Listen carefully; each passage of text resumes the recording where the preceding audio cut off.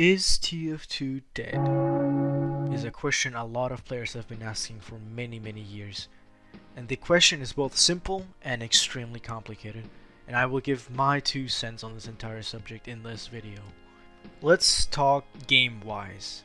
Game-wise, for me at least, defines updates and like maintenance and all that sweet stuff. And most of you who will be watching this probably know that TF2 does indeed have like little to no updates, if any at all.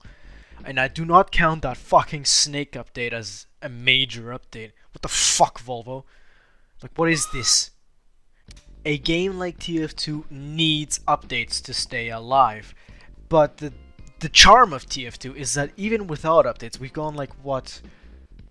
Over 1,000 days without an update, and it's still alive. Like, the game is not dead, player-wise. Lots of players are still playing it, and after that VTuber stream, I'm pretty sure the numbers went even higher. What an update means in TF2, it's a big event. It has gotten to the point where even the slightest hint of an update gets the entire fan base riled up and excited and hyped. And each time so far, they have been disappointed. Like I said earlier, that the Snake update is not a major update, but when it came out, you know, any TF2 player will tell you, everyone was praising the snakes, and they're not even like, you have to actively search for them on the map. It's like they're hidden away in some corner on snake water. It's just, if Valve regularly updated their game, we wouldn't have such hype over such minuscule changes. I mean, it's been like, what, over a year, probably even longer, that we've had bots, and the changes that they've done more or less harmed the community than they did help them. I mean, bots are still able to use voice chat, even though it's now pay to use, which basically makes the game pay to win, because if you're not premium, you are basically mute. You can't even call for a medic, let alone call out spies and stuff. There are probably really good new players out there who like can't communicate with their team and are probably like they just look embarrassed. In my opinion, a new update should entail new weapons. Every weapon under the sun in TF2 has a strategy, and most people know those strategies. So if you're using that weapon and using that strategy, the other person you're fighting will probably know how to counter you, and then it's just not fun. A new weapon, or several new weapons as a matter of fact, would completely change up the game and make it more tense at times, or maybe even make it funnier.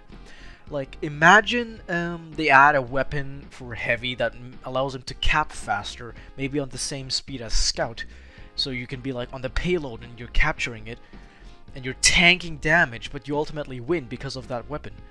I know it sounds OP, it's only an example, but it would make the game more tense, and it would, in a sense, make the enemy team work together, because nowadays, in most games that I play, everyone's out for themselves. No one is really communicating. They just kind of do their own thing. If you want a medic to heal you, you have to spam them, or just straight up have your own friend play medic to pocket you. Now let's talk about the player base. Part of what keeps the game alive is the players, as you'll know.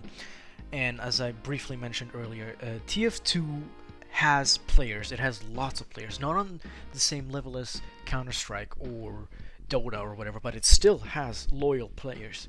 And if more mainstream micro celebrities, I should say, play the game, then the more players we will get. I mean, what's the name of the fucking, yeah, that VTuber with the anime character? Yeah, when she played TF2, fucking the bots couldn't get into her servers. There were so many players. And I think afterwards, actually, TF2 did get more players, even after that stream. If more VTubers who are famous, I'm going to use VTubers as an example here, play the video game, then TF2 will once again have a little uprising. And to me, that's exciting, but that obviously, you know, it is only a wish. It's not really something that that will happen, I should say, not could. It could happen, but will it? We don't know. We have to wait and see. And I'm all for waiting and seeing.